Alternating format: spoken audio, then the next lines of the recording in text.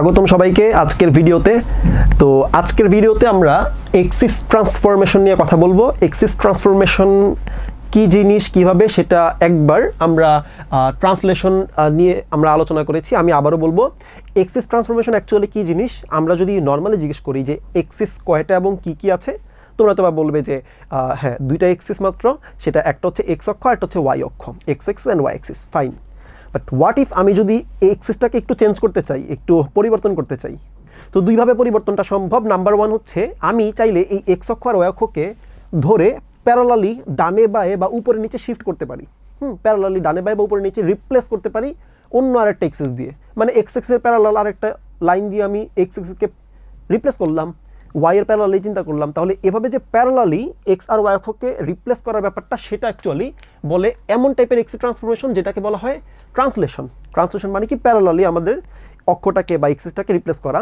আর rotation কি হবে? Rotation হবে যদি আমি এক্স অক্ষকে আর ওয়াই অক্ষকে জায়গায় রেখেই খালি একটু ঘুরায় ফেলি, থিটা ডিগ্রি কোণে যদি ঘুরায় ফেলি, তাহলে ওই ঘোরার ফলে নতুন করে যে আমি এক্সিস পাবো, ওই নতুন করে ডিফাইন করা এক্সিসটা থিটা কোণে ঘূর্ণনরত বা ঘোরা কমপ্লিট করার পরে থিটা কোণে পাওয়া নতুন এক্সিসগুলো হবে তোমার নতুন সিস্টেম। ওই নতুন সিস্টেমটাকে ডিফাইন করা যায় রোটেশন সিস্টেম দিয়ে, এক্সিস ট্রান্সফরমেশনের রোটেশন পার্টটুকু দিয়ে। তো আমরা ট্রান্সলেশনের পার্টটুকু নিয়ে হয়তো বা আলোচনা করেছি, আমরা এই রোটেশনাল পার্টটুকু নিয়ে আজকে আলোচনা করবো, বা এই পার্টটুকু হবে আমাদের ফোকাস আজকের ভিডিওতে। তাহলে শুরু করি, দেখি। তো অলরেডি আমরা যা কথা বললাম সেখান থেকে বুঝতে পারছি এখানে আমাদের এক্সিস ট্রান্সফরমেশন বা এক্সিস চেঞ্জটা বা রিপ্লেস করাটা কীভাবে হবে, থিটা ডিগ্রি কোণে ঘোরানোর মাধ্যমে। দেখি, ধরি এটা হচ্ছে normal X axis, Y axis, যেটা আদি অবস্থায় আমি এক্স আর ওয়াইকে ছোটো হাতের এক্স আর ছোটো হাতের ওয়াই দ্বারা ডিফাইন করছি।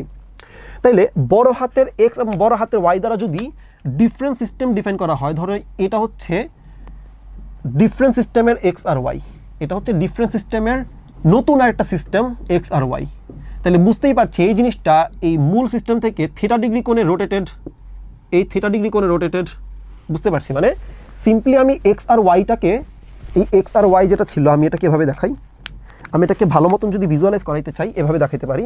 এই এক্স আর ওয়াইটাকে ধরে থিটা ডিগ্রি কোণে রোটেট করে দিছি, তাহলে রোটেট করে দিলে নতুন এক্স আর নতুন ওয়াই নামে নতুন আমি একটা সিস্টেম ডিফাইন করলাম।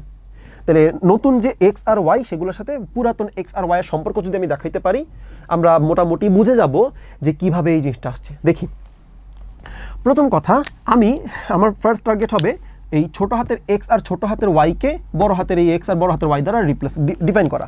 দেখি, এই আমরা এভাবে চিন্তা করব, ছোটো হাতের এক্সটাকে কীভাবে পাওয়া যায়, ছোটো হাতের এক্সটাকে কীভাবে পাওয়া যায়। এই বড় হাতের এক্স বা নতুন এক্সকে নতুন এক্সের এই থিটার সাপেক্ষে যদি আমি কস থিটা নেই, তাইলে এই আনুভূমিক বরাবর উপাংশ পাবো।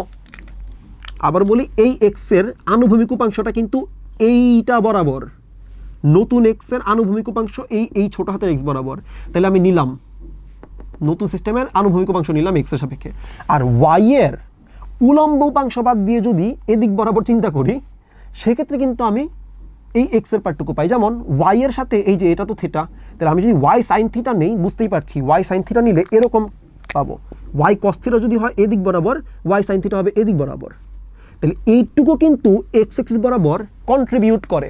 বুঝতে হবে, এই এক্সের কস থিটা মানে কি, এদিক বরাবর উপাংশ, সেটা যেমন এই এক্স বরাবর কন্ট্রিবিউট করে, তেমনি বড় হাতের ওয়াইয়ের এই সাইন থিটার পার্টটুকু এটাও কিন্তু এক্স এক্সিস বরাবর কন্ট্রিবিউট করে, কারণ এটাও এক্স এক্সের প্যারালাল। তাহলে বুঝতে হবে এই দুইটা জিনিস অ্যাকচুয়ালি একে ডিফাইন করছে বা হেল্প করছে। বাট ফ্যাক্ট ইজ, যেহেতু ওয়াইটা এদিক বরাবর, তাহলে ভালো মতন আমরা দিক বুঝবো। আমরা যদি ওয়াই কস থিটা নেই, সেটা এদিক বরাবর দেখাবে, ওয়াই সাইন থিটা নিলে কিন্তু এদিক বরাবর দেখাবে। ভালো মতন দেখবো, ওয়াই যদি এদিক বরাবর হয়, তাহলে খুব ভালো মতন এখানে না দেখে এখানে দেখি। ওয়াই কস থিটা যদি এদিক বরাবর হয়, এটা যদি হয় ওয়াই কস থিটার পার্ট, ওয়াই সাইন থিটা হবে এদিক বরাবর। বুঝতে পারছি কিনা দেখি, ওয়াই এদিক বরাবর বলে ওয়াই কস থিটা উপরে, ওয়াই সাইন থিটা বামে। তাহলে এখন আমার টার্গেট এটা নেওয়া, ভাই এক্স কস থিটার পার্টটু কিন্তু হাতের ডানে শো করে, এক্স কস থিটা, এই যে বড় হাতের এক্স কস থিটা নিলে হাতের ডানে শো করছে। তাহলে বড় হাতের ওয়াই সাইন থিটা নিলে তো হাতের বামে যদি শো করে, আমাকে যদি এক্সের পার্টটুকু নিতে হয়, তাহলে নিশ্চয়ই মাইনাস দিয়ে চিন্তা করতে হবে, কারণ আমি যদি ওয়াইয়ের পার্টটুকু মাইনাস না নেই, তাহলে ডিরেকশন মিলছে না। তাই আমি লিখবো ওয়াই সাইন থিটা। বুঝতে পারছি, X cos theta minus Y sine theta নিলে এদিক বরাবর নতুন সিস্টেমের যত কন্ট্রিবিউশন, সব কন্ট্রিবিউশন নেওয়া শেষ। তাহলে আমি বলতে পারি হ্যাঁ ছোট হাতের এক্স অ্যাকচুয়ালি বড় হাতের এক্স এর কস থিটা মাইনাস বড় হাতের ওয়াই এর সাইন থিটা, যেখানে এদের মধ্যেকার ঘূর্ণনটা হচ্ছে থিটা ডিগ্রি কোণে। তাহলে এটা যদি বুঝতে পারি, ওয়াই এর পার্টটুকু বুঝে এখন আর কোনো ব্যাপারই না।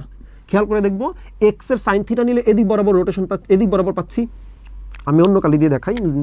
এক্স এর সাইন থিটা নিলে আমি এদিক বরাবর পাচ্ছি, তো এটাকে আমি লিখবো এক্স এর সাইন থিটা, আর ওয়াই এর কস থিটা নিলে তো এমনিতে উপরের দিক বরাবর পাচ্ছি, তাহলে দুইটাই যেহেতু উপরের দিক বরাবর, দুইটাই পজিটিভ, দুইটাই এই ওয়াইকে ডিফাইন করবে। লিখবো X sine theta plus Y cos theta. তাহলে এভাবে আমরা বড় হাতের বা নতুন সিস্টেম দিয়ে পুরাতন সিস্টেমকে ডিফাইন করতে পারি। এটা কিন্তু নতুন সিস্টেম ইউজ করলাম, পুরাতন সিস্টেম ডিফাইন করলাম। দেখেন নতুন সিস্টেম ইউজ করছি আর পুরাতন সিস্টেমটাকে ডিফাইন করছি। যদি উল্টা কাজটা করতে বলে, পুরাতন সিস্টেম ইউজ করে নতুন সিস্টেম ডিফাইন করতে বলে, এইটা আর আমাদের জন্য তেমন কোনো ব্যাপার হবে না। সবাই একটু মনোযোগ দিয়ে দেখবো। যদি বড় হাতের এক্সকে এবার ডিফাইন করতে বলে, বড় হাতের এক্সকে ডিফাইন করতে বললে আর বড় হাতের ওয়াইকে যদি ডিফাইন করতে বলে কি হবে খেয়াল করব। ছোট হাতের এক্সের কস থিটা পার্টটুকু এখানে আসবে। এবার আমি কালো কালি দিয়ে দেখাই। এটার কস থিটা নিলে এদিক বরাবর আসবে আর সাইন থিটা নিলে এদিক বরাবর আসবে। তাহলে এক্সের কস থিটা আমি কি নিব, আমি বড় হাতের এক্সের কন্ট্রিবিউশনটা নিচ্ছি, বড় হাতের এক্সের দিক বরাবর।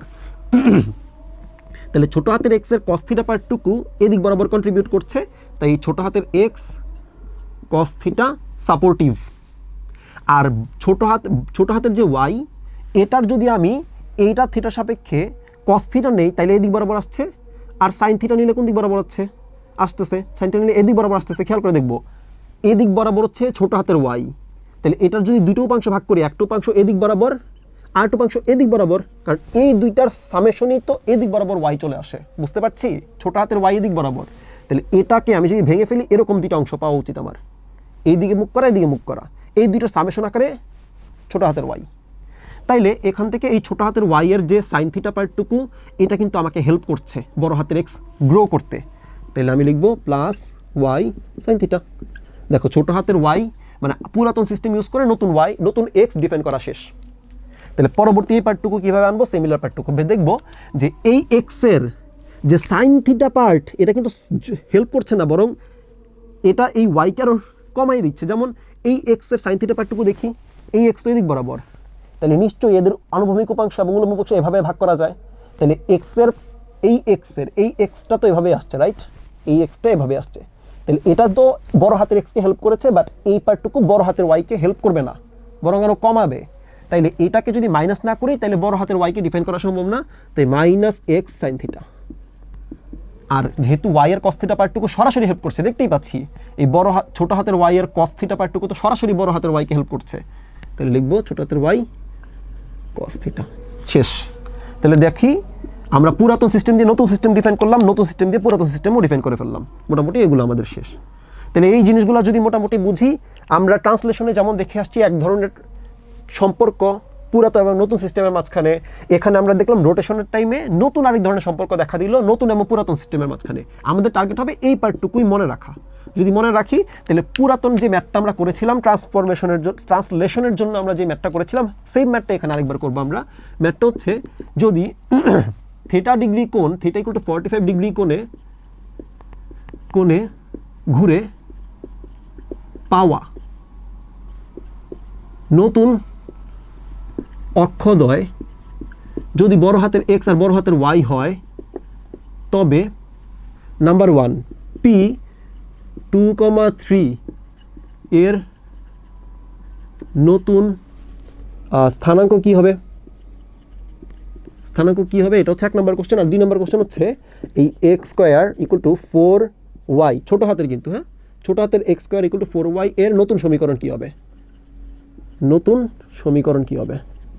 তো এগুলো কোনো ব্যাপার না, আমি নাম্বার 1 এর সলভ দেখাই। কি করতে হবে, এখানে থিটা 45 ডিগ্রি অ্যাঙ্গেল বলে দিয়েছে। তাইলে আমাকে যদি নতুন এক্স বলতে হয়, তার মানে আমাকে এই এক্স আর এই ওয়াই বের করতে হবে।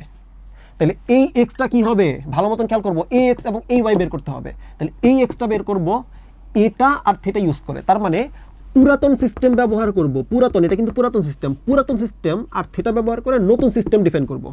তাইলে কোনটা ব্যবহার করতে হবে, নিচের এই পার্টটুকু ব্যবহার করতে হবে। দেখো পুরাতন সিস্টেম ব্যবহৃত হইলো, এখানে নতুন সিস্টেম ডিফাইন করা হইলো। তাইলে এটাই যেহেতু ইউজ করব, তাই আমি লিখব বড় হাতের এক্স ইকুয়াল টু হবে এই ছোট হাতের এক্স এর cos theta 2 cos 45 plus 3 sin 45। এটা হবে এক্সের পার্ট, যেটা ভ্যালু আলটিমেটলি কত 2/√2 কমা 3/√2, সরি কমা না, প্লাস 3/√2। ফাইন, এটা হচ্ছে এক্সের পার্ট। আর বড় হাতের ওয়াই কি হবে মাইনাস এক্স সাইন থিটা, মানে -2 sin 45 প্লাস 3 sin 45, মানে এটা হবে -2/√2 প্লাস 3/√2। তাহলে এক্স আর ওয়াই পেয়ে গেলাম। তাহলে আমি বলবো এখান থেকে, আমি যদি এটা মুছি, এটা পরে লিখবো এই প্রশ্নটা, তাহলে এখান থেকে বলতে পারি নতুন স্থানাঙ্ক পি হবে 2/√2 প্লাস 3/√2। এটা হবে ভুজ, আর কোটি হবে -2/√2 প্লাস 3/√2। এটা হবে পি এর নতুন স্থানাঙ্ক। ফাইন। সেকেন্ড কোশ্চেন কী ছিল? সেকেন্ড কোশ্চেন ছিল এই x square equal two 4y এর নতুন সমীকরণ। নতুন সমীকরণ তাহলে রিপ্লেস করে দিব। আমরা আগে যেভাবে রিপ্লেস করছি এখানে এভাবে রিপ্লেস করব। তাহলে ছোট হাতের এক্সকে রিপ্লেস করতে হবে বড় হাতের এক্স দিয়ে, মানে নতুন সিস্টেম দিয়ে। তাইলে নতুন সিস্টেম দিয়ে যদি রিপ্লেস করি, তার মানে এখানকার এক্স এর জায়গায় নতুন সিস্টেম বসাইতে হবে, এখানকার ছোট হাতের ওয়াই এর জায়গায় নতুন সিস্টেম বসাইতে হবে। তার মানে এখন আমার ব্যবহার করতে হবে প্রথমটা, কারণ প্রথমটাতেই এই পুরাতন সিস্টেমকে এক্স রিপ্লেস করা যায় নতুন সিস্টেম দিয়ে। তাহলে এটা বসাই দিবে এখানে।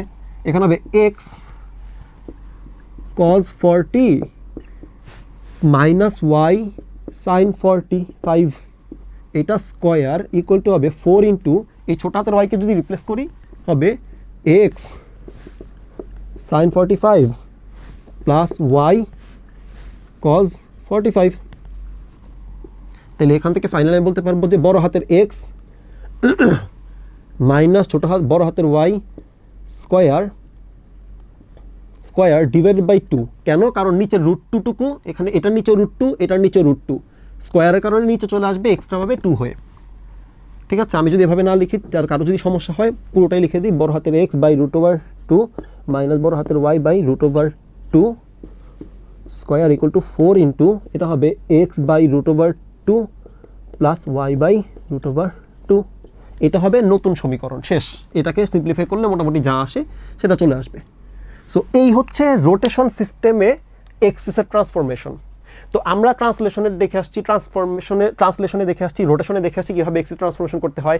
এক্সিস ট্রান্সফরমেশন মোটামুটি একটুকুই, আমরা যাতে ভালো মতো মনে রাখতে পারি কীভাবে পুরাতন সিস্টেম আর নতুন সিস্টেমকে একসাথে কানেক্টেড করা যায়। আমাদের মেইন টার্গেট হবে এদের মাঝখানে কানেকশন দাঁড় করানো, সেখান থেকে পরবর্তীতে সূত্রটা নিয়ে আসা। তো কানেকশন সিস্টেমগুলো এরকমই, আর ট্রান্সলেশন সময় তো দেখে আসছি। এগুলো মাথায় থাকলে আশা করি এই টাইপের সমস্যা আমরা খুব সহজে সমাধান করতে পারবো।